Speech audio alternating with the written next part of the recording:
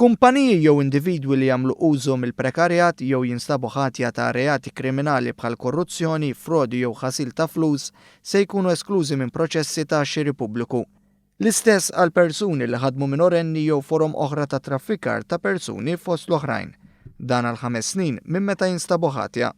Dan se jsir skont tibdil li se jidħol b'effett minn dan ix-xahar. Ir-regoli l-ġodda se jagħmlu wkoll aktar faċli u irħas għall-intrapriżi żgħar u medji li tfgħu l-offerta tagħhom għal kuntratti pubbliċi filwaqt li jassiguraw l-aħjar valur għall-flus għal xiri pubbliku. Permezz ta' regoli l-ġodda se jiddaħħlu numru ta' prattiċi ġodda fosthom li l-proċessi tas-sejħiet għall-offerti għandu jsir online permezz tal-Electronic Public Procurement System. Din is-sistema se twassal għall-infrankar ta' ħin u flus, filwaqt li l-proċess se jkun aktar faċli mis-sistema manwali użata fil-passat. Se jsir ukoll tibdil fir-regoli li għandhom x'jaqsmu mal-quotations. Fil-fatt fejn qabel setgħu jintalbu 3 quotations għal servizzi u prodott li jiswa aktar minn 10,000 euro, issa bil-fors tinħareġ sejħa għall-offerti.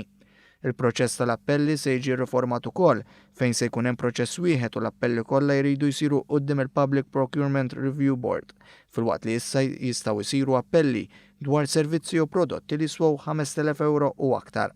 Ir-regoli ġodda jaħsbu wkoll biex l-irwol tad-Dipartiment tal-Kuntratti jinbidel minn operatur għal dak ta' regolatur.